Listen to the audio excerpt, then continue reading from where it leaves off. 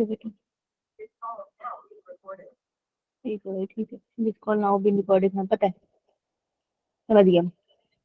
एक सेकेंड, कहाँ चला गया, एक मिनट लिख नहीं रहा, जस्ट एक सेकेंड। मैं एक्चुअली भूल गई तो तुम्हारा जोन रहता है, तो मैं ही कुछ तुम बोल के बैठी, एक मिनट में नहीं मिला तो फिर हम सीधा एनसीईआरटी कर सकते हैं।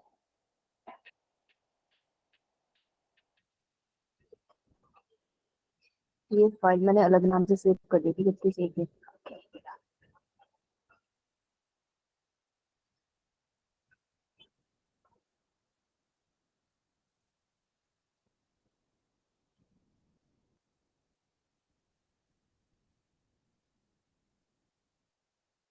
थोड़ा नहीं मिल रहा, ऐसे बढ़ा दो।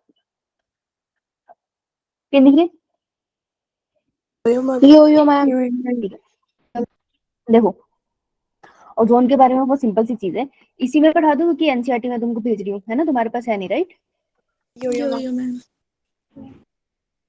तुम लोगों ने प्रिंट निकाला है इसका? यो मैम,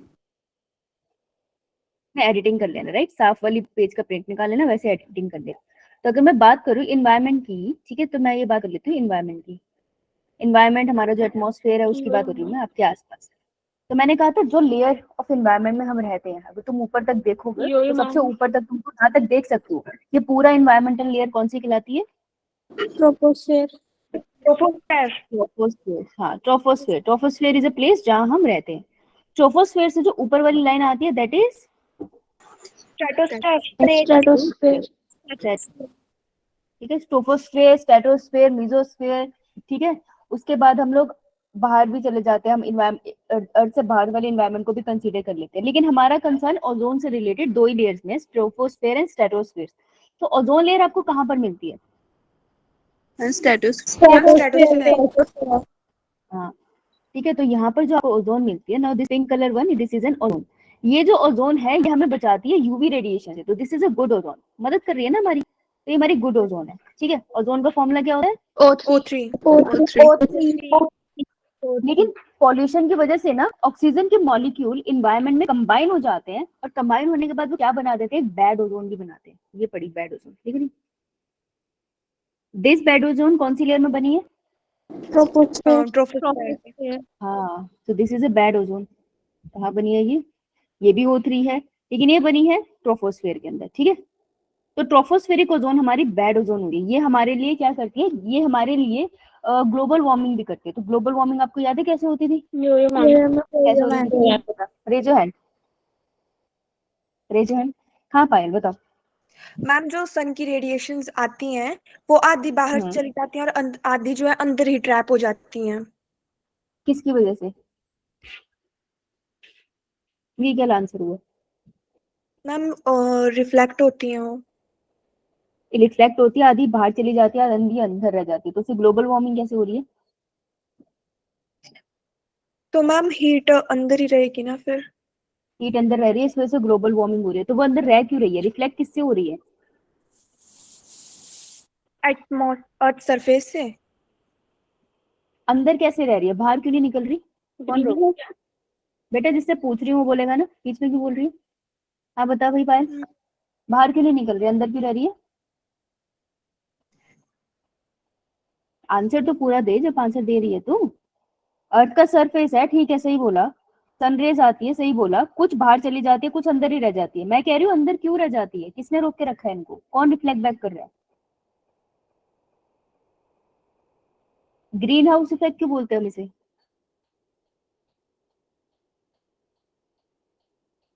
अरे पैनिक होने की क्या बात है? और कोई बताओ भाई, ग्रीन हाउस इफेक्ट क्यों बोलते हैं इसे? वो तो घबरा गई है। कार्बन डाइऑक्साइड आता होगा तुम्हें, ऐसा हो नहीं सकता ना। हाँ, कार्बन डाइऑक्साइड, मीथेन वगैरह होते, तो ग्रीन हाउस इफेक्ट क्यों बोलते हैं इससे? उनका क्या रूल है ग्रीन हाउस गैसेस का?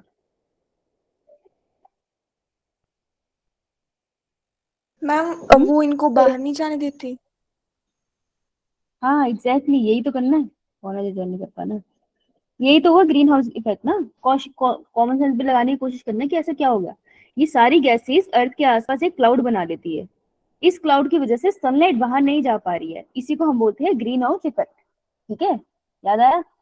यो अपना मैम। आंसर कंप्लीट कर, तेरा आंसर इनकम्प्लीट है। पर अगर यही थ्योरी में लिख के आएगी तो टीचर नंबर थोड़ी देंगी। तो तेरे माइंड में आंसर है, उसको सामने रखना भी सीखना है, करेक्ट। यो मैम। सो ये कॉन्सेप्ट था ग्रीन हाउस का, ओजोन का। अब ओजोन को मेजर कैसे करते हैं हम, डॉप्सन यूनिट में, that is represent by capital D you. ये एक इंपॉर्टेंट पॉइंट है, ठीक है। गुड ओजोन बैड ओजोन कौन सी लेयर में होती है, एक ये इंपॉर्टेंट पॉइंट है, देखो यहाँ मेंशन करा हुआ है, good ozone and bad ozone, ठीक है। तो नीट के 2 क्वेश्चन यहाँ से आए थे।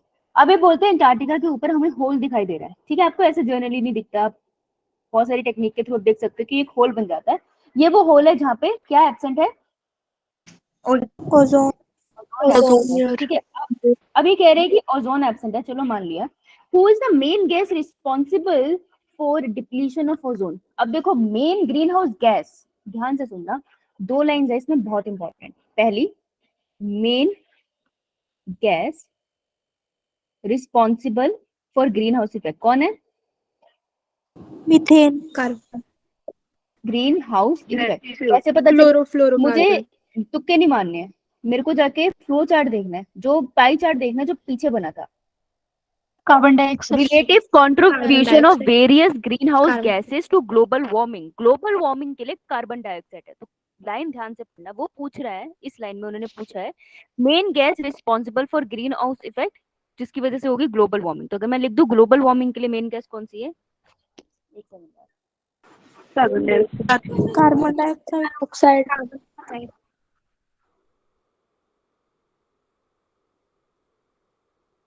ठीक है, से देख, तमन्ना मुस्कान आ गयो,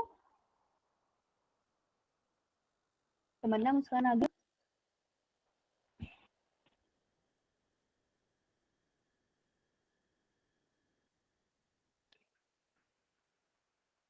ओके, ठीक है। तो main gas responsible for global warming is carbon carbon carbon dioxide. Dioxide. एक क्वेश्चन तो ये है। अब देखो दूसरा क्वेश्चन क्या है जो गलत हो जाएगा, that is main gas responsible for carbon ozone dioxide. Depletion. ध्यान से सुनना, ठीक है। Question he, main gas responsible for ozone depletion, chlorofluorocarbon. Yes, answer is CFC, that is chlorofluorocarbon, ठीक है। 14% अकेली रिस्पॉन्सिबल है ये यो मैम। इस सारे ओजोन को तोड़ने के लिए। तो कौन मेजर गैस है फॉर तोड़ने के लिए, हमारा क्या कहते हैं, ओजोन लेयर को।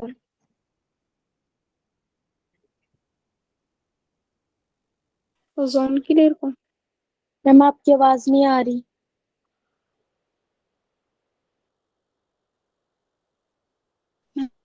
आपकी। अब आवाज आ रही है, यो मैम। ओके। मैम आपने कितना पढ़ा दिया? यो मैम। एक सेकंड यार, यहाँ पे बहुत ही अंधेरा आ रहा है, चलो कोई ना। अभी हम लोग ओजोन के बारे में पढ़ रहे हैं बेटा, ठीक है। Yo ma'am. Okay, so main gas responsible है क्लोरोफ्लोरोकार्बन जो ओजोन की डिप्लीशन कराती है, ठीक है। एक क्वेश्चन यहाँ से बन सकता है, क्लियर। यो मैम। क्वेश्चन पूछ सकते हैं क्लोरोफ्लोरोकार्बन ऐसा करती क्या है कि ओजोन डिप्लीशन, है यो ना। मैम। तो इसको पढ़ ले, क्लोरोफ्लोरोकार्बन क्या कर रही है। Yo ma'am. मैं इसी में इसलिए कराना चाहती हूँ क्योंकि तुम यहीं से उतार लेना, क्योंकि तुम्हारे पास एनसीईआरटी तो है नहीं ना इसलिए, ठीक है। सबको दिख रहा है, अगर नहीं दिख रहा है तो बताओ, मैं बोर्ड पे शिफ्ट करूँ। दिख रहा है। मैम दिख रहा है। दिख रहा है ना, तो इस पे कर ले, छोटू सा तो टॉपिक है। देखो क्लोरोफ्लोरोकार्बन का बहुत सिंपल काम है। क्लोरोफ्लोरोकार्बन करेगी क्या, कुछ नहीं, वो सिंपली रिएक्ट कर जाती है O3 के साथ, ठीक है। क्लोरोफ्लोरोकार्बन को ना अकेले रहना पसंद नहीं है, तो क्या करती है वो O3 के साथ रिएक्ट कर जाती है। O3 is what, ozone. Ozone. कहाँ पर हो रहा है ये, स्ट्रेटोस्फेयर की बात कर रहे हैं हम, ठीक है। तो वहां पर ये बढ़िया से उससे रिएक्ट कर रही है। अभी भी कोई है जो बाहर रह गया, हाँ प्रिया बोलो। मैम आपने सीए हाँ सीए मैम, हम ज्वाइन नहीं करी किसी की क्लास। किसकी क्लास, ये किसी क्लास ज्वाइन क्यों नहीं हो रही है, प्रॉब्लम क्या है। मैम मेरी भी नहीं हो रही थी, फिर मैंने फोन किया सर को तो हो रही हुई। अब नैन्सी की नहीं ज्वाइन हो रही, यो मैम। तीन क्या है, चल सारे बच्चों की तो आ गई।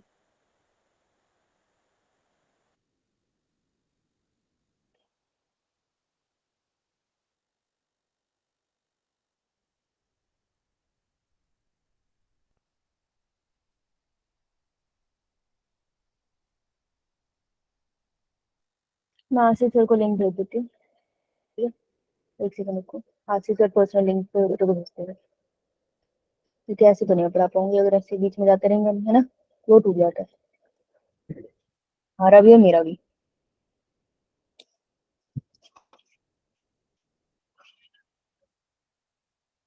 ज्वाइन क्यों नहीं हो रही है class? I don't get it.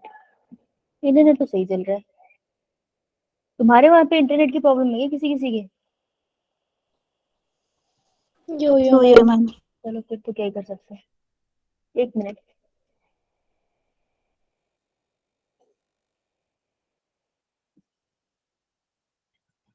एक मिनट बस है।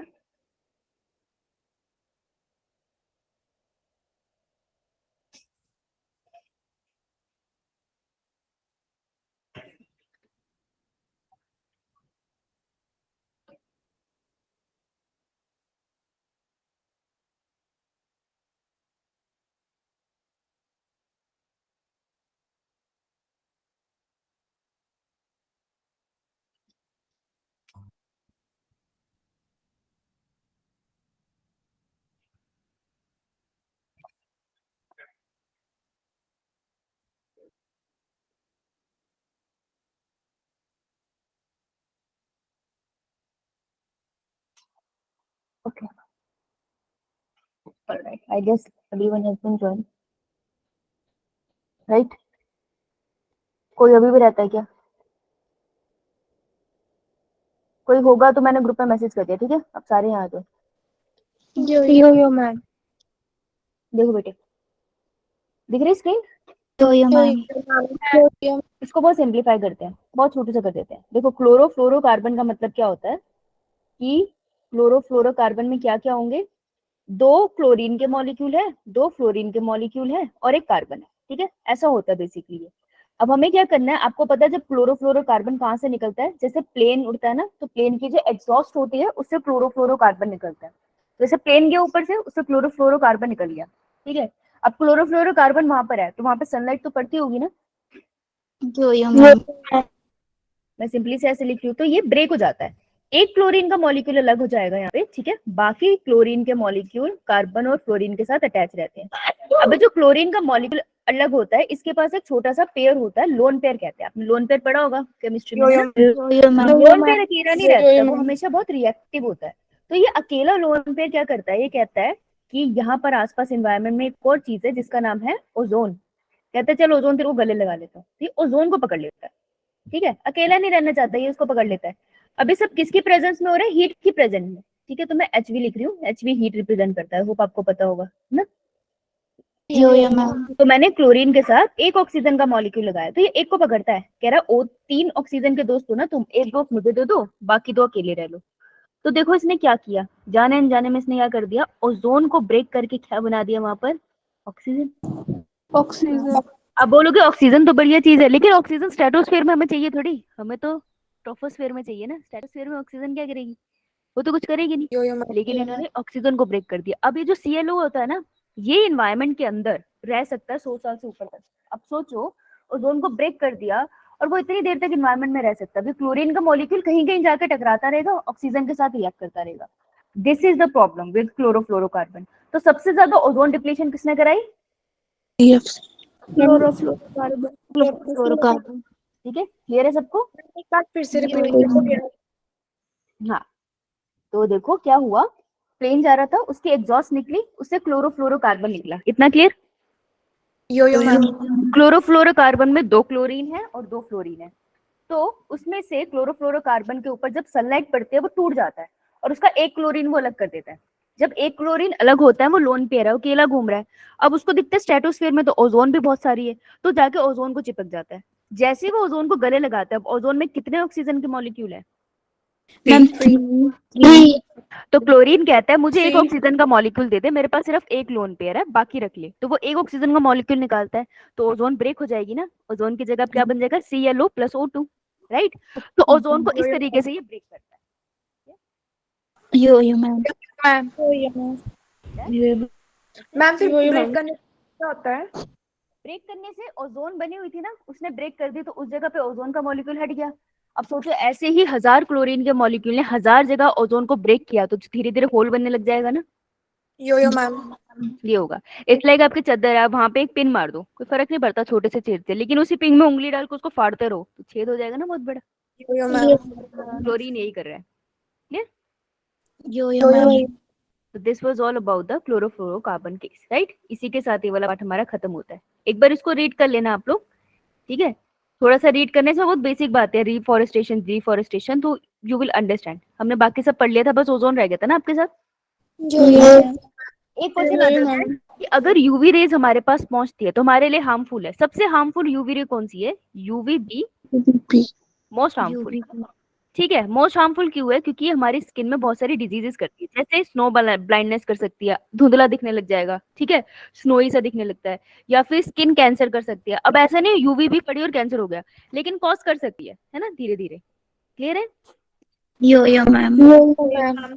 तो ओजोन को यो मैम। डिप्लीशन को बचाने के लिए एक प्रोटोकॉल लिया गया है, दैट इज मॉन्ट्रियल प्रोटोकॉल। कहाँ पर साइन हुआ है? मॉन्ट्रियल, कनाडा में। तो देखो, मैंने बोला था ना क्या होता है, यूएन क्या करती है? सारे लीडर्स बैठते हैं, प्रॉब्लम को डिस्कस करते हैं, फिर उसका सॉल्यूशन लिखते हैं और सारी कंट्रीज उसको साइन करती है, राइट? तो ये यही आपसे पूछ रहा है कि मॉन्ट्रियल प्रोटोकॉल क्यों हुआ था, कब हुआ था, उसका पर्पस क्या था? तो मॉन्ट्रियल प्रोटोकॉल हुआ था कनाडा में, पहला आंसर। ये कौन से ईयर में हुआ था? 1987। तो 1987 में ये बना था फॉर्म, लेकिन ये इफेक्टिव कब हुआ था, कब कंट्रीज ने अपने ऊपर इस पे काम करना स्टार्ट किया था? ये इफेक्टिव हुआ था 1989। ठीक है, ये दो क्वेश्चन बनते हैं। यो मैम। एक तो लो आता है और एक लो मानना स्टार्ट होता है, दो अलग चीजें। ठीक है, उसके बाद आ सकता है इसका एजेंडा क्या था? एजेंडा था to discuss about effect of ozone depletion. Ozone depletion को, हाँ, ओजोन डिप्लीशन को रोकने के लिए। ठीक है, यो मैम। तो ऑब्वियसली इसमें कंट्रीज का ध्यान किस पे होगा कि वो रिड्यूस कर दे किसकी रिलीज? क्लोरोफ्लोरोकार्बन। देखो ऐसा नहीं है सिर्फ क्लोरोफ्लोरोकार्बन ही कर रहा है, कार्बन डाइऑक्साइड भी कर रहा है, अदर गैसेस भी कर लिया, लेकिन क्लोरोफ्लोरोकार्बन अकेला बहुत ज्यादा डिप्लीशन करता है, इसलिए हम इस पे फोकस करके पढ़ते हैं। Okay, yo ma'am. तो this was all about the ozone. चलो जी, आगे बढ़े हम। यो मैम। तो आज हम लोग जो करने वाले हैं जिस टॉपिक को, वो हमारा आता है अब इकोसिस्टम। ठीक है जी, तो आज हम इकोसिस्टम के टॉपिक को इंट्रोड्यूस करने वाले हैं। इकोसिस्टम के टॉपिक को इंट्रोड्यूस करने से पहले एक बार थोड़ा सा रिकॉल करेंगे। अच्छा मुझे बताओ, इस संडे टेस्ट में क्या आ रहा था आपका? Ma'am human disease. Human health and disease. 20 questions करके आए हो आगे के? यो मैम। ठीक है, बहुत बढ़िया। लास्ट के 15 मिनट में कौन याद दिलाएगा मुझे? ठीक है, विशाल, प्रिया, दोनों याद दिला देना। ओके, चलो यो मैम। आज हम जो टॉपिक कर पाएंगे ज्यादा नहीं कर पाएंगे हम लोग। आज तो इस चैप्टर की इंट्रोडक्शन ही पढ़ेंगे कि ये चैप्टर में है क्या, हमने इसमें करना क्या है, इसको कैसे करना है। इट्स अ लेंथी चैप्टर, पर इसके हर टॉपिक से इंटरेस्टिंग क्वेश्चन बन सकती है। ये चैप्टर आपको सोचने पर मजबूर करता है कि चीजों को कैसे निकाला जाएगा। ठीक है, तो इसमें ज्यादा दिमाग लगेगा as compare to other ecology के चैप्टर। इसमें ज्यादा दिमाग लगेगा। जैसे इन्वायरमेंटल इशू में आपको ज्यादा चीजें याद करनी थी, इस वाले में आपको ज्यादा चीजें सोचनी पड़ेंगी। ठीक है, क्लियर है? Yo ma'am. तो बिफोर वी स्टार्ट, आज हम इसको इंट्रोडक्शन ही रखते हैं क्योंकि हमारा पिछला पार्ट भी रहता था ना, तो आज इसको हम बस इंट्रोडक्शन रखेंगे। So before we start, I have a question, और सब अपनी बायो की कॉपी में इसका आंसर लिखेंगे। ठीक है, you have 1 minute. Ready? Yo ma'am.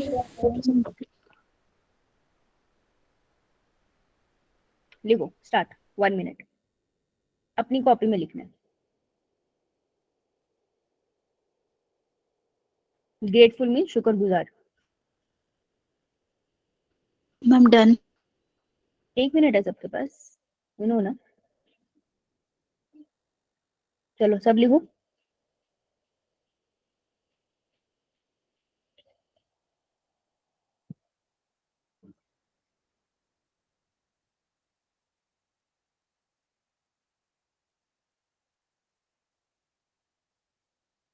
Last 15 seconds.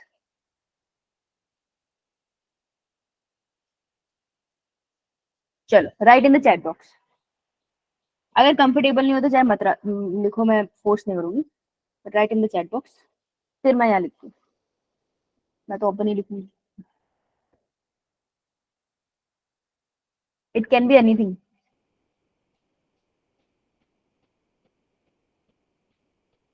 मेरा लिख देती हूँ मैं।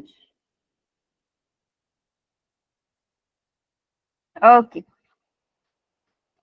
All right, Payal. Payal is grateful that she has a very good day. अरे वाह, good. और कोई?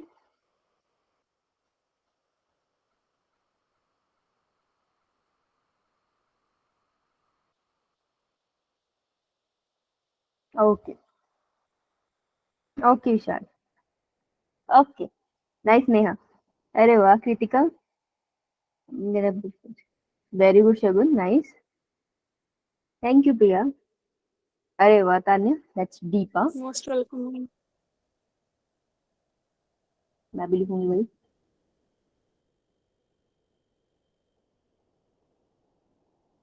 Good, Hina. अरे वाह, दिव्या. हीना मीनाक्षी का सेम. ओके दीक्षा. वेरी गुड तान्या, इसकी खुशी बहुत होती है, मैंने कल रात को खाया था. Okay Pooja. Okay Bhumi. Okay Sita. Sunidhi. Okay Navpreet. Okay Jagdish. Okay Neelam. अरे वाह तन्वी. कुछ सोच thank you Ankita. Okay Tanvi. Amita. Shruti.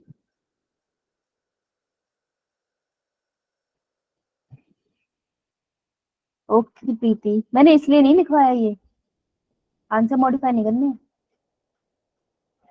Oh that's sweet Shweta. Generally भाई को कोई कंसीडर नहीं करता. Okay Gunjan. Thank you Tanvi.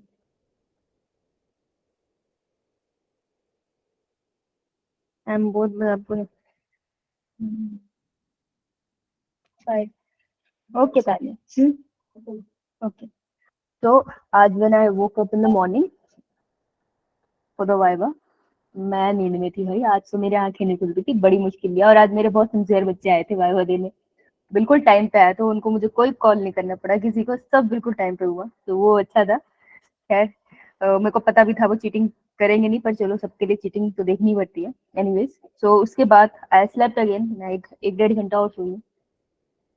एक डेढ़ घंटा और सोने के बाद व्हेन आई वोक अप, बहुत ही गर्मी थी यहाँ पे. यहाँ पे बहुत गर्मी है. वहां पे कैसे चल रहा है मौसम? मैम थोड़ा ठंड है। ठंडा है. ठंड हो रही है। हाँ तो बहुत गर्मी है, बहुत बहुत.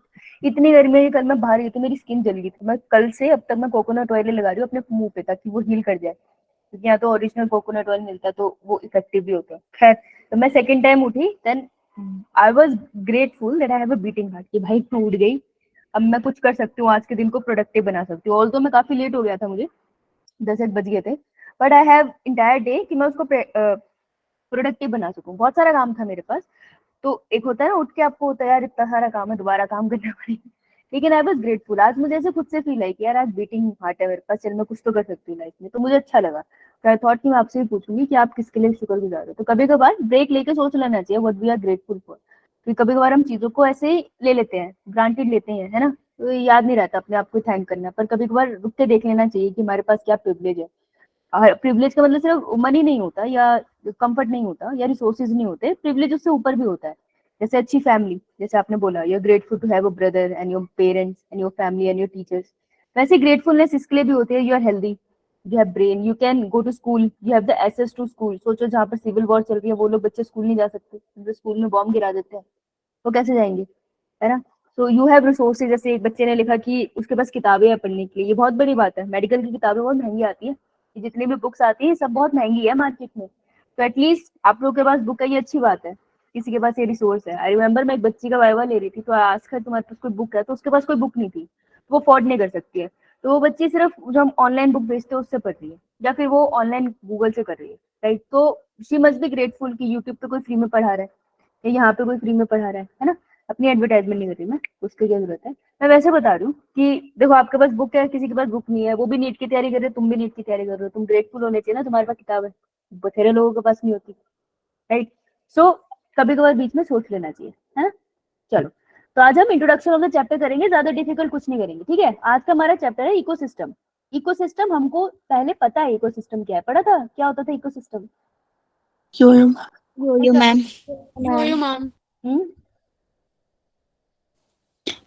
मैम बता सकते हो. जिसमें लिविंग लिविंग एक साथ बोल लो, कोई मेरे को हाथ खड़ा करके बता दो.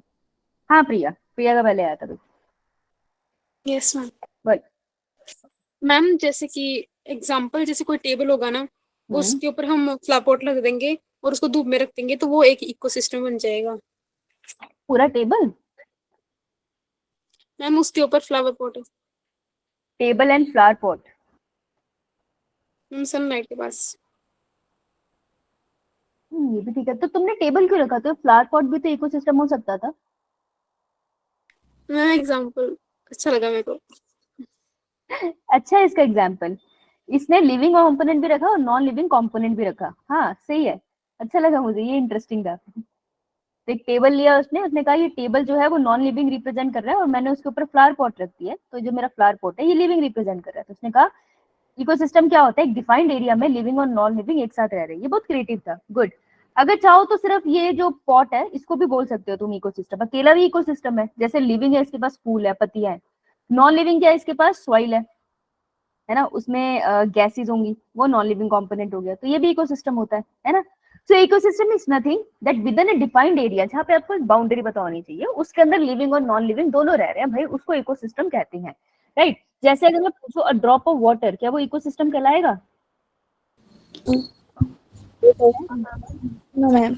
No ma'am. क्यों क्यों मैम क्यों?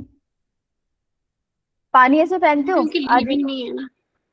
है, लिविंग नहीं है वो। ओ अच्छा, सॉरी। ये ड्रॉप ऑफ वाटर है, क्या बना लेते मैम हैं बेटा? होगा इकोसिस्टम में।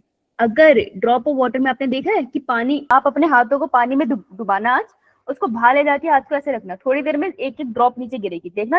ड्रॉप ऑफ वाटर ना हमेशा एक शेप लेती है, वो अपने एरिया को इस तरीके से कंबाइन करते हैं। अपने फिजिक्स में फोर्स भी पढ़ा होगा, मैंने नाम भूल गई कौन सा फोर्स था वो, तो चीजों को अंदर लेकर आता था। सेंट्रीपिटल नहीं, एक और चीज, फोर्स। एक और सरफेस टेंशन। Surface tension. हाँ, सरफेस टेंशन की वजह से चीजें पास आती है। तो ये एक डिफाइंड एरिया हो गया ना ड्रॉप ऑफ वाटर, तो डिफाइंड एरिया है। नॉन लिविंग इसमें क्या है, water, that is abiotic. Living क्या है बेटा, अगर पानी है ना तो उसके अंदर माइक्रोब होंगे, this is a medium, medium always है माइक्रोब्स। तो यहाँ पे तुम्हें दिख नहीं रही है पर it will have microbes, that would be biotic factor. So a drop of water is a ecosystem, you can call it a ecosystem. Okay yo ma'am. ठीक है, चलो। तो अब इकोसिस्टम के पार्ट में हम लोग क्या पढ़ेंगे, बहुत सिंपल सा तरीके से हम इसको पढ़ेंगे, इसमें बहुत ज्यादा कॉम्प्लिकेटेड कुछ नहीं है, मजा आएगा आपको। सबसे पहले हम पढ़ेंगे कंपोनेंट्स ऑफ इकोसिस्टम, ठीक है। और कंपोनेंट्स के अंदर हम मेनली चीजें कवर कर लेते हैं, तो कंपोनेंट्स ऑफ इकोसिस्टम को हम पढ़ेंगे, उस टॉपिक को एक तरह से हेडिंग ले लेंगे, ठीक है। फिर उसके अंदर अभी देखो, ये मैं आपको खोल के लिख रही हूँ, इसके बाद ये छूत होता जाएगा। जैसे हम इसके अंदर पढ़ेंगे एनर्जी, एनर्जी का फ्लो कैसे होता है, ठीक है। हम पढ़ेंगे फूड चेन एंड वेब, सुना हुआ है आपने? यो मैम। हम पढ़ेंगे पिरामिड, पिरामिड सुने? यो मैम। फिर उसके बाद हम पढ़ेंगे the process of succession, succession से भी क्वेश्चन आता है, अच्छा प्रोसेस है ये, है ना, ठीक है। मेन हमारे कंपोनेंट्स ही होंगे। फिर हम एक अच्छा सा कॉन्सेप्ट पढ़ेंगे जिसे हम कहेंगे डिकम्पोजिशन। डिकम्पोजिशन से लास्ट ईयर क्वेश्चन आया था, लास्ट टू लास्ट ईयर, ठीक है। फिर उसके बाद हम लोग कॉन्सेप्ट पढ़ेंगे प्रोडक्टिविटी, प्रोडक्टिविटी है क्या, और एंड करेंगे हम इस चैप्टर का विथ न्यूट्रिएंट साइकिल। अब न्यूट्रिएंट साइकिल ना इस चैप्टर से इतना बढ़िया क्वेश्चन नहीं बनता, इस बार आया था सल्फर साइकिल पे, लेकिन न्यूट्रिएंट साइकिल से ना अच्छा क्वेश्चन बनता है नाइट्रोजन साइकिल में। वो कौन से, किसका पार्ट है? मैम +1 में पढ़ा है। हाँ है ना, +1 में पढ़ाया था। तो जब मैं नाइट्रोजन साइकिल कराऊंगी, मैं आपको उससे पहले भेजूंगी लिंक, आप उसको रिवाइज करके आना नाइट्रोजन साइकिल को, हम उसको यहाँ करेंगे, क्योंकि उसके बिना न्यूट्रिएंट साइकिल कंप्लीट नहीं हो सकता, ठीक है। Okay ma'am. ठीक है जी? यो मैम। खोल लो एनसीईआरटी, देख ये पता नहीं छूटा क्यों आ रहा है, देख रहे? यो मैम। खोलो। देखो स्टार्टिंग के दो पेजेस है ना, वो यहीं से करते हैं, क्योंकि इससे कंफ्यूजन से लिखा है, तो हम इसको सिंपल करते हैं। देखो, an ecosystem can be visualized, visualize मतलब आप देख सकते हो, as a functional unit of nature. Nature की फंक्शनल यूनिट है ना। अब मैं कह रही हूँ नेचर बहुत बड़ी है, बहुत बड़ी नेचर है, मैं उसको डिवाइड कर देती हूँ, इकोसिस्टम बना देती हूँ। एक डेजर्ट इकोसिस्टम है, डेजर्ट के अंदर मिलने वाला एक पेड़ भी अपने आप में इकोसिस्टम है। So what I am saying is कि कोई भी नेचर में कुछ भी फंक्शनल है वो इकोसिस्टम ही है ना। So ecosystem can be visualized as functional unit of nature. ये जो डेफिनेशन है ये अच्छी बन सकती है ना, तो इसको अंडरलाइन कर लेते हैं, इसको इन वर्ड्स को काट दो। ecosystem is a functional unit of nature wherein living organism interact with themselves and with the surrounding. तो लिविंग ऑर्गेनिज्म आपस में भी इंटरेक्ट करते हैं सराउंडिंग से भी, ये तो हमने करा था ना ग्राफ, याद है आपको? मैंने छोटा सा चार्ट सा बनाया था। हम बोलते हैं ऑर्गेनिज्म, एक ऑर्गेनिज्म दूसरे ऑर्गेनिज्म से इंटरेक्ट करता है, ऐसे बनाते हैं। और ऊपर क्या बनाते हैं? और एरो हम दोनों तरफ रखते हैं। तो एरो हम दोनों तरफ रखते हैं कि भाई सब लोग एक दूसरे से इंटरेक्ट कर रहे हैं, राइट? गुड। सेम बात इन्होंने यहाँ बोली है। Now ecosystem very greatly in size, ये साइज में बड़ा हो सकता है, जैसे स्मॉल पॉन्ड हो सकता है तो लार्ज फॉरेस्ट हो सकता है, सी हो सकता है। अब मैंने इकोलॉजिस्ट वो जो इकोसिस्टम को स्टडी करते थे regard the entire biosphere as a global ecosystem, वो कह रहे हैं पूरी बायोस्फीयर, बायोस्फीयर का मतलब है अर्थ, वो कह रहा है पूरा अर्थ भी एक तरह से इकोसिस्टम है। अगर तुम देखो अर्थ का एक डिफाइंड एरिया हो गया, उसके अंदर लिविंग चीजें भी है, नॉन लिविंग चीजें भी है, तो वो भी तो इकोसिस्टम हो गया ना। तो हम इस लाइन को कर लेते हैं अंडरलाइन, क्योंकि ये लाइन कहीं पूछी जा सकती है, ठीक है? Since this system is too much, अभी इतना बड़ा सिस्टम है, तुम इसको कैसे स्टडी करोगे? तो बहुत मुश्किल हो गया। तुम इसको कैसे स्टडी करेंगे? हम एक काम करते हैं, हम इसको डिवाइड कर लेते हैं, ठीक है? तो इकोसिस्टम को हम कुछ पार्ट्स में डिवाइड कर लेते हैं। जैसे हम कहते हैं कि जो इकोसिस्टम हमें मिलता है लैंड के ऊपर, ठीक है, पानी नहीं, लैंड के ऊपर, उसको हम क्या बुलाएंगे? टेरेस्ट्रियल, है ना? अब टेरेस्ट्रियल भी हो सकता है नेचुरल, जो नेचर ने बनाया, जैसे ओशियन, जैसे रिवर, और एक हो सकता है ह्यूमन मेड, जो ही इंसानों ने बनाया। जैसे आपने छोटी छोटी लेक देखी होगी, बनती है ना, कभी चंडीगढ़ आओ, वहां पे आपको लेक देखने को मिलेगी, सुखना लेक, है ना, लेक्स, राइट? या स्विमिंग पूल बना दो, that is also ecosystem, microbe तो उसमें भी होता है। उसी तरीके से इकोसिस्टम आपको और कहाँ मिलेगा? एक्वेटिक, है? तो आपको एक्वेटिक इकोसिस्टम भी मिल जाएगा। सॉरी, ये मैंने किया, मैंने यार इसमें नेचुरल में ओशियन लिख दिया, टेरेस्ट्रियल में बोल नहीं सकते तुम? लाइक को टेरेस्ट्रियल इकोसिस्टम जो लैंड पे होगा, तो नेचुरल के अंदर अब पानी कहाँ से आ गया? वो तो एक्वेटिक में आएगा। नेचुरल इकोसिस्टम में क्या आएगा? Mountains, rain forest, yes, mountains. फिर नहीं बोले ना तुम?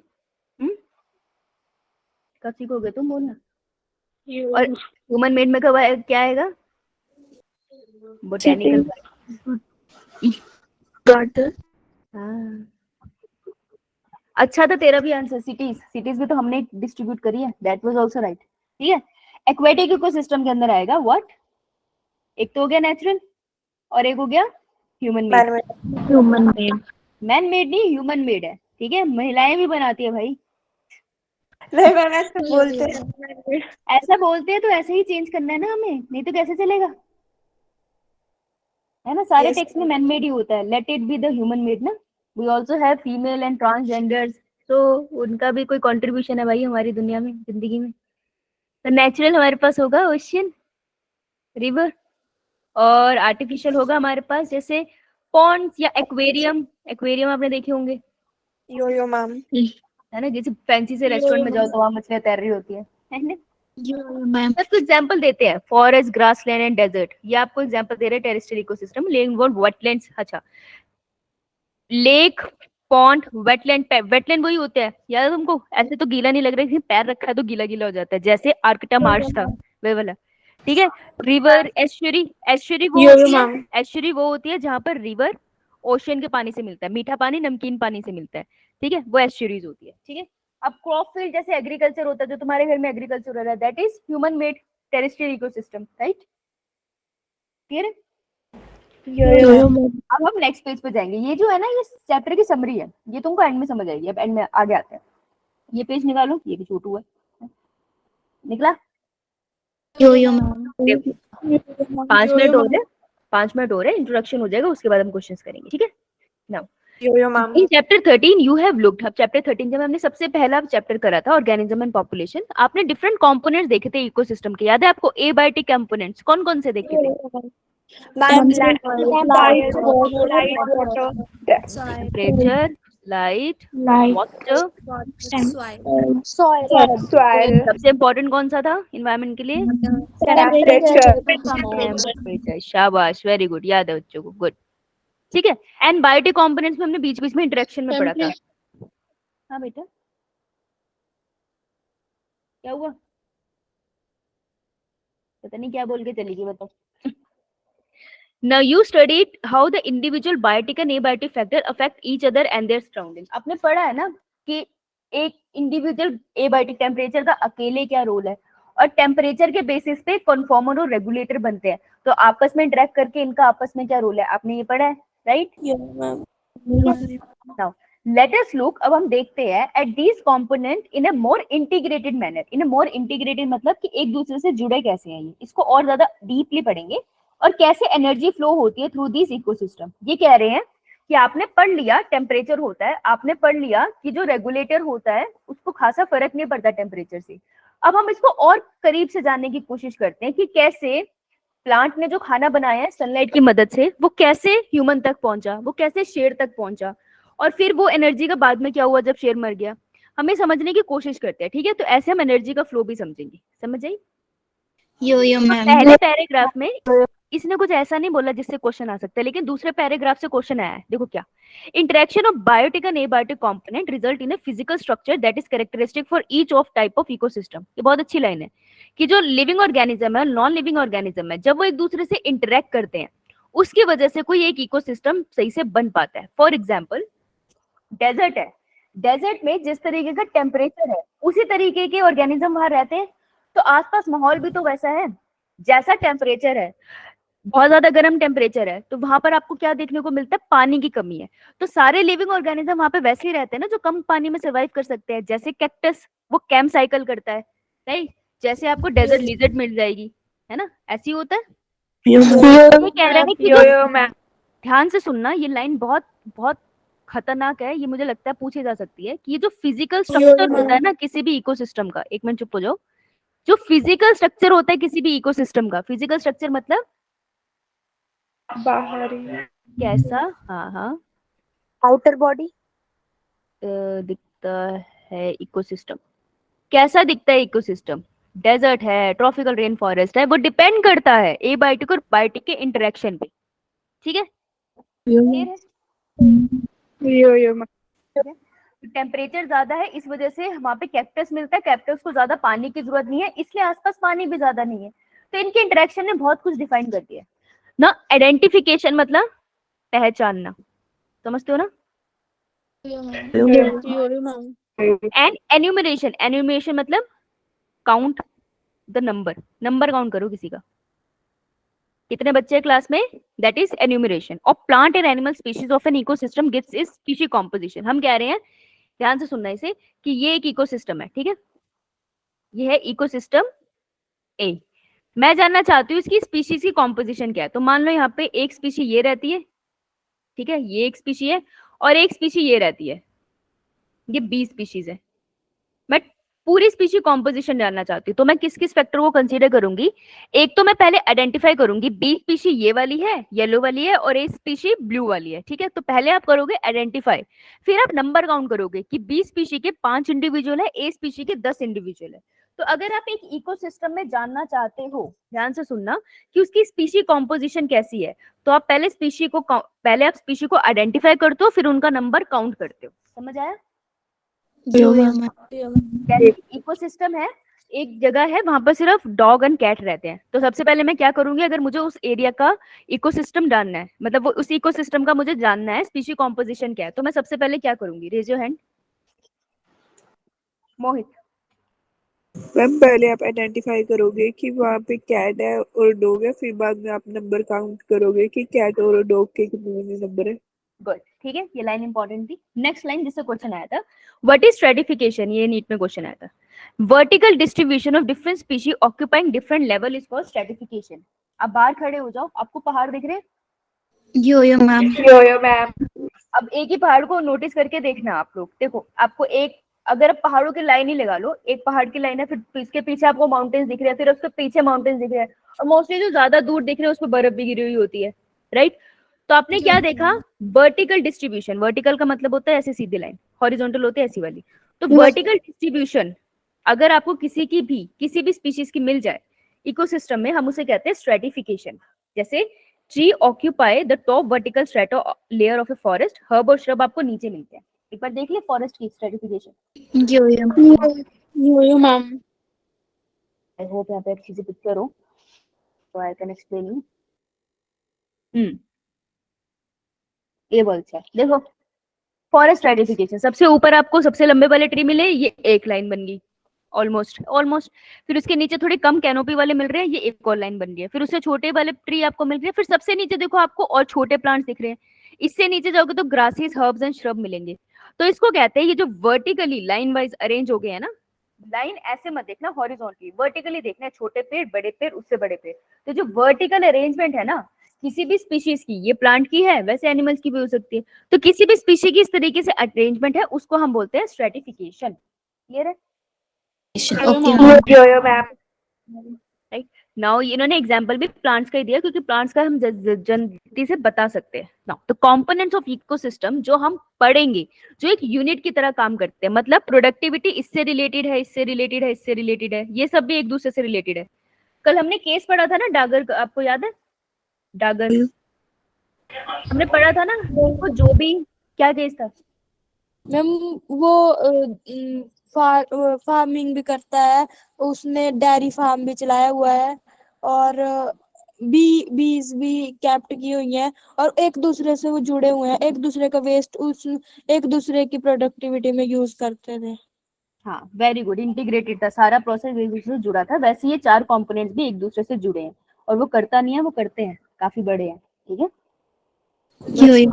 ओके तो ये सब भी एक दूसरे से जुड़े हैं। हम कल इन्हीं को पढ़ेंगे, इस चैप्टर में हमने यही पढ़ना है। पहले प्रोडक्टिविटी पढ़ेंगे, फिर डिकम्पोजिशन पढ़ेंगे, फिर एनर्जी फ्लो करेंगे, फिर न्यूट्रिएंट साइकिल। हर पार्ट से क्वेश्चन आता है, हर पार्ट से 4 मार्क का क्वेश्चन बनता है, 16 मार्क्स का आराम से पेपर बन सकता है इससे। ठीक है यो यो मैम। चलो अब आ जाओ क्वेश्चन पेपर डिस्कस करें। किसी को कोई डाउट है अभी तक? मैम एक्सक्यूज मी बोलो। मैम, जैसे कि आपने बताया कि आइडेंटिफाई करेंगे कि मतलब एग्जांपल लेके बताया, उसमें ये भी आइडेंटिफाई कर सकते हैं जैसे कि अगर हमें कुछ दे कि वो बायोटिक है कि ए बायोटिक है। जब हमने ये जो कॉन्सेप्ट लगाया है ना वो हमने सिर्फ लिविंग ऑर्गेनिज्म के लिए ही लगाया था, हम एबायोटिक कंपोनेंट्स को पढ़ ही नहीं रहे। सिर्फ स्पीशी कॉम्पोजिशन जानने के लिए हम ये लगाएंगे। ओके मैम स्ट्रेटिफिकेशन का एनिमल्स में क्या एग्जांपल होगा? स्ट्रेटिफिकेशन का एनिमल में एग्जांपल बनना बहुत मुश्किल है, मेरे को भी नहीं हिट कर रहा कुछ। मैंने बोला तो है कि एनिमल में हो तो सकता है और मेरे को भी ऐसे बन नहीं रहा एग्जांपल। हाइट वाइज हम उनको अरेंज नहीं कर सकते। स्ट्रेटिफिकेशन हम एनिमल में बना सकते हैं, अगर मैं ट्रॉफिक लेवल पे डालू ना तो बना सकती हूँ। अगर मैं लगा दूं कि सारे क्या कहते हैं उसमें भी मुझे प्लांट्स को इंक्लूड करने पड़ेंगे क्योंकि खाना तो उन्हीं से आता है, तो अगर मैं प्लांट्स को यहाँ लगा दूं उसके ऊपर मैं स्ट्रेटिफिकेशन कर सकती हूँ कि मैं सारे हर्बीवोर को यहाँ लगा दूं, उसके ऊपर सारे कार्निवोर को यहाँ लगा दूं, तो ट्रॉफिक लेवल के सेंस में मैं स्ट्रेटिफिकेशन कर सकती हूँ। और तो मैं सामने देख के कहीं नहीं कर पाऊंगी, हो नहीं पाएगा। हाँ स्ट्रेटिफिकेशन एक्वेटिक सिस्टम में हम कर सकते हैं। एक्वेटिक सिस्टम में हम इस चीज को थोड़ा कर सकते हैं कि सबसे ऊपर कौन सी लेयर मिलेगी आपको, एनिमल से स्टार्ट करूं तो जूप्लैंक्टन, राइट। और अगर मैं बिल्कुल नीचे की तरफ जाऊंगी तो मुझे बेंथिक एनिमल मिलेंगे। तो अगर हम किसी पर्टिकुलर पॉन्ड को पकड़ लेना तो थोड़ा हाई डिस्ट्रीब्यूशन पे हम जज कर सकते हैं कि हमें कहाँ पे मिलेगा। इतनी क्लीन तो नहीं मिलेगी लेकिन स्ट्रेटिफिकेशन यहाँ पर मिल सकती है हमें एक्वेटिक इकोसिस्टम में। ठीक है for animals. Okay ma'am age के बेस पे नहीं हो सकता? एज के बेस पे वो पिरामिड आ गया ना ट्रॉफिक। जब मैंने बोला ना ट्रॉफिक लेवल का मतलब है मैंने इनविजिबली, मतलब मुझे दिख तो नहीं रहा लेकिन किसी फीचर के बेस पे मैंने ऑर्गेनिज्म को एक लाइन में लगा दिया। ठीक है तो अगर मैं एज के बेस पे लगा रही हूँ तब भी ट्रॉफिक लेवल हो गया ना, एक एज पे मैंने उनके ऐसे ट्रॉफिक लेवल्स बना दिए। चाहे मैं उनकी फूड हैबिट के बेसिस पे लगा सकती हूँ, मैं वही कह रही हूँ ट्रॉफिक लेवल पे या तो हम एनिमल का बना सकते हैं या फिर हम एक्वेटिक इकोसिस्टम में एनिमल को एज अ स्ट्रेटिफिकेशन में देख सकते हैं। उसके अलावा लैंड पे तो मुश्किल है। ठीक है मैम हाँ बोल बोल बोल। जैसे लैंड पे भी जो धरती के नीचे रहते हैं फिर बाद में उनमें भी जो होते हैं जो सबसे ज्यादा नीचे रहते हैं जो ऐसे भी तो हो सकता है। बेटा मोस्टली जो अर्थ के सरफेस पे रह रहे हैं जैसे टेरेस्ट्रियल में रह रहे हैं वो मोस्टली डिकम्पोजर्स हैं। अच्छा जब भी हम लोग कोई भी डिवीजन करते हैं ना किसी भी, अगर अभी मैं आपको पूरा चैप्टर पढ़ाऊंगी ना, कहीं पे भी ना हम माइक्रोब को किसी जगह पे नहीं रखते। क्योंकि जो हमारे माइक्रोब्स होते हैं ना, बैक्टीरिया हो गया या वायरसेस हो गया, ये सब इतने ज्यादा नंबर में है और हमें अभी तक डिस्कवर भी नहीं करे। इस वजह से ना हम उनको फूड चेन में इंक्लूड करने की कोशिश करते हैं, ना कहीं रखते हैं। तो जब भी आप ऐसा कोई प्रोसेस कर रहे हो ना, आप बैक्टीरिया वगैरह को कंसीडर नहीं करते। तो अगर उसको हटा लेगी ना, तो आंसर करना मुश्किल हो जाएगा एनिमल कौन सा है। सिर्फ क्रीपिंग एनिमल्स हो जाएंगे, उसके बाद दूसरा लेवल कैसे आएगा। तो हम उनकी हैबिट के बेस पे ट्रॉफिक लेवल बना सकते हैं मैक्सिमम। ठीक है, यो यो मैम। ठीक। और कोई डाउट? बोलो बोलो बोलो, पूछो प्रिया। नो मैम नहीं है। अच्छा ठीक है, चलो क्वेश्चन मैम लगा वैसे लो। एजी टेंस में क्या है? एजी टेंस में वो थे जिन्होंने टर्म दिया था ना, इकोसिस्टम, बेटा भी आएगा। यो यो मैम। ठीक है, ऑडम थे जो फादर ऑफ इकोलॉजी कहलाते हैं, उनकी बुक भी पढ़ता है फायर मैम ग्रीन अपने है। क्वेश्चन आंसर करवाने थे अब तो। मेरे से पिट मत जाइयो, ये क्वेश्चन आंसर ही खोले है मैंने। अभी डाउट पूछ रहे थे तुम, है ये सही है। डाउट पूछ रहे हो फिर मुझे कह रहे आप तो क्वेश्चन आंसर कराने थे, मैं कौन सा पढ़ा रही हूँ पागल। मैम हमारा फर्ज था ना, बताना था तो हमने बता दिया। अरे अरे अरे बेटा, इतना फर्ज ना निभा, रोना आ जाएगा यो मुझे। यो मैम। ओ अच्छा, अरे मैंने तुम्हें वैक्सीन का बताना था। ओहो, यस मैम। आज तो चलो स्टार्टिंग में उसका टाइम निकल गया, बच्चे बहुत देर से आ गए। कल आते, कल ना ज्वाइन कर देना प्लीज टाइम से। कल मैं वैक्सीन से स्टार्ट करूंगी, ठीक है। यो तुम्हारा बार बार पीवाईक्यू से क्वेश्चन आ रहा था ना, तो वैक्सीन एक बार मैं तुम्हें करा देती हूँ, कोई ना। चलो क्वेश्चन नंबर 21 से ले, अरे येलो कलर से क्या दिखेगा बच्चों को, 21 से लेकर 31 तक, किसी को doubt? Ma'am 27 let's go to 27 ऊपर चले गया। Botulism caused by Clostridium botulinum affects the Clostridium botulinum is a bacteria। ठीक है, तो ये करता क्या है, ये सेंट्रल नर्वस सिस्टम पे अटैक करता है। आंसर है इसका बी। नोट बनाया है इसका, सिम्टम्स क्या होता है? Yo yo ma'am. फिर कहाँ फंसी,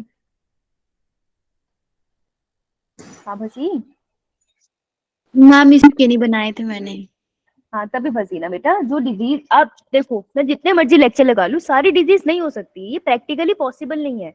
अभी 1998 का क्वेश्चन है। अब बॉचुलिज्म पे एज सच एनसीईआरटी मेंशन नहीं करती, लेकिन 1998 का क्वेश्चन है, तुम्हारे पास अभी टाइम है, तुम इन डिजीज को बना सकते हो। तो अपने पास नोट्स बनाओ, उससे क्लियर हो जाएगा। ये सेंट्रल नर्वस सिस्टम में बैक्टीरिया जाके अटैक कर देता है, ठीक है। तो सेंट्रल नर्वस सिस्टम वर्क करना, न्यूरॉन सही से काम करना बंद कर जाते हैं, तो बहुत सीवियर केस में पैरालिसिस भी हो सकती है, राइट। तो इसका नोट्स बनाने जरूरी। नोट्स बनाते तो सबसे पहले यही मिलता कि this is a central nervous system की डिजीज, यही आंसर है। Yo yo ma'am. चलो नेक्स्ट क्वेश्चन नंबर बताओ भाई, 21 टू 31 किसी का नहीं है? No ma'am. ठीक है, देन 31 टू 40, 31 टू 40 क्वेश्चन तो होने चाहिए। आज ऐसे नहीं है। 31 हाँ 39। 38 39 बोला। 39 31 39। The part of life cycle of malaria parasite Plasmodium vivax is passed in female anopheles is?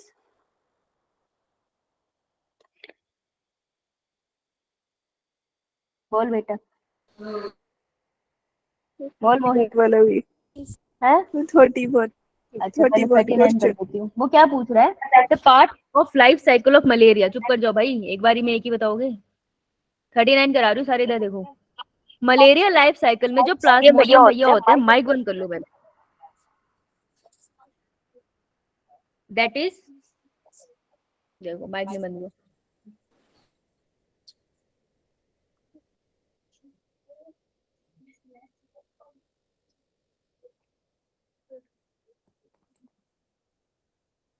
अब हो गया माइक बंद है, तो मैंने स्क्रॉल करना स्टार्ट किया। क्यों करते हैं ऐसा? क्या मिलता है तुम्हें? तुम्हारे टाइम खराब होता है, इतने में और पढ़ा देते। क्या आदत तुम्हें? The part of life cycle of malaria parasite Plasmodium vivax that is passed in female anopheles. बेटा मछली के अंदर कौन सी लाइफ साइकिल होती है और ह्यूमन के अंदर कौन सी लाइफ साइकिल होती है? मछली के अंदर गैमीट आके आपस में फ्यूज करते हैं, तो मच्छर के अंदर कौन सी लाइफ साइकिल होती है? सेक्सुअल। सेक्सुअल। और ह्यूमन के अंदर एसेक्सुअल। इसलिए प्राइमरी होस्ट कौन कहलाता है? मच्छर। हाँ, इसमें सेक्सुअल साइकिल होती है। प्राइमरी होस्ट, अब प्राइमरी होस्ट की फॉर्म में पूछ सकते हैं। और सेकेंडरी कहलाता है ह्यूमन। आंसर क्या होगा इसका? यार भाई यही होगा इसका आंसर। ठीक है, क्लियर है?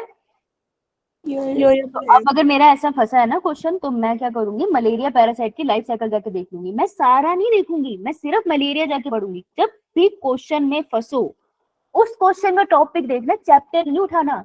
ऐसा तो तुम पागल हो जाओगे। पूरा चैप्टर कहाँ रिवाइज हो जाएगा यार, मेरे को टाइम नहीं लगेगा। तो जहां फंसे वो करना है। तो जिसका क्वेश्चन ये फंसा था उसको मलेरिया लाइफ साइकिल में कंफ्यूजन है, क्योंकि क्वेश्चन सिंपल था। तो उसको एक बार जाके मलेरिया लाइफ साइकिल देखना है, आंखें बंद करके सोचना है कि यही है ना लाइफ साइकिल। ठीक है, फिर जाके उसको क्वेश्चन लगा लेना। अगर उसके बाद भी क्वेश्चन नहीं होता, टेक एन एनिमेशन, एनिमेशन देख लो, एनिमेशन इंटरेस्टिंग होता है। लिख दो मलेरिया लाइफ साइकिल एनिमेशन, तुमको कहीं ना कहीं अच्छी सी एनिमेशन मिल जाएगी, उससे कुछ याद हो जाएगा। तुम्हें फिर भी नहीं होता, देन लेट मी नो, फिर हम इसको देखते हैं प्रॉब्लम कहाँ आ रही है, राइट? पर वो टॉपिक पढ़ना। अब क्या बोला था मोहित तुमने, कौन सा क्वेश्चन है? 31। 31 and 32. 31 and 32। Which of the बेटा 31 बोला उसने, रुक जा। Which of the following symptom indicate red? Red sickness क्या होती है?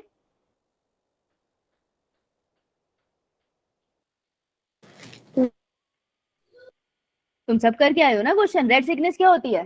पढ़े तो हमने, यानी 1997 का क्वेश्चन हमें तो आता नहीं। हम रेड सिकनेस क्या होती है, बनाया नोट्स? No, ma'am. फिर क्या फायदा, फिर क्या फायदा? अब एम्स वाला पेपर बना लिया, पर उसने नेट रेड सिग्नेट डाल दी। तुझे पता है कितना दुख होगा अपने आप पे? तुझे खुद ही दुख होगा कि मैंने क्वेश्चन भी देखा था, सितंबर में देखा था। मैं उस दिन एक बार नोट बना लेती, मैं पेपर आने तक रिवाइज कर लेती, तो मेरा पेपर निकल जाता। 4 नंबर से बच्चे रह जाते। मैंने बताया था ना तुम्हें, वो लड़की 4 नंबर से रह गई थी। सोचो वो कितना डिप्रेसिंग होगा, एक क्वेश्चन की वजह से रहेगी वो। तो डोंट डू दैट। इस क्वेश्चन के सारे ऑप्शंस एक्चुअल में करेक्ट आते हैं। Nausea, hair loss, ulcerated skin, nausea, hair loss, red skin में रेड रेड रैशेज हो जाते हैं, अल्सरेटेड स्किन हो जाती है, नोजिया, एनीमिया, ये सब हो जाते हैं। 1997 का है, इसके सारे ऑप्शन करेक्ट है। तभी मैंने बोला कि डाउट आने चाहिए थे। All options correct. डिजीज मैं नहीं कराऊंगी यार, स्पून फीडिंग थोड़ी कर रही है। मैं टीचर, मैं नौकर थोड़ी हूँ मैं तुम्हारे को सब कुछ लिख के दूं, तुम खुद से मेहनत ना करो। रेड सिकनेस खुद ही लिख के आना, डिजीज क्या है, आंसर इसके सारे हैं। ऑल ऑप्शंस आर करेक्ट, ये सारे सिम्टम्स होते हैं इसके। मोहित कौन सा क्वेश्चन कह रही थी बेटा? 30? 32। 32। ठीक है। Which are the following pair of diseases caused by virus? Virus से होने वाली डिजीज क्या हो गया? Ma'am mumps and rabies. Mohit कहाँ फंसी? मैं भी तुमने तो बोला था और मैंने बस कि इसके अभी बेटा तेरी आवाज नहीं मुझे समझ आ रही, चैट पे लिख देगी, तेरी शायद तबीयत खराब है। मैम ये बोल रही है कि मैंने 31 बोला था। अच्छा 31 बोला था। 31 में सिम्टम्स आ रहे हैं। अब अगर तुम लिख के नहीं लाई हो तो मैं डिजीज नहीं कराऊंगी, जिस तुम लिख के हो जाओगे। सिम्टम्स आ रहे हैं, तो ये पीछे शायद आंसर गलत ही दिया होगा ऑब्वियसली इसमें से, लेकिन ये सिम्टम्स सारे होते हैं। तो क्वेश्चन गलत है यहाँ पे, लेकिन रेड सिकनेस पता होनी चाहिए। 32 किसने बोला था? आंसर है इसका रेबीज एंड मम्स। ये वायरस से होता है। आपको ये तब नहीं होगा अगर आपको ये ना पता हो typhoid, tetanus, cholera, tuberculosis, syphilis और एड्स किससे होता है। एड्स हमने करा है, टाइफाइड हमने करा है, टेटनस हमने करा है, ठीक है, कॉलेरा हमने करा है। ट्यूबरकुलोसिस और सिफिलिस आपको खुद से करना था। रेबीज एंड मम्स हमने पिछले एक क्वेश्चन में करा है, ठीक है जी। तो अगर आप नोट्स बनाओगे तो आपको क्वेश्चन फंसते रहेंगे। Human health and disease. और क्वेश्चन बताओ, anyone else, any other question? तो बेटा the only problem is you are not making of the disease.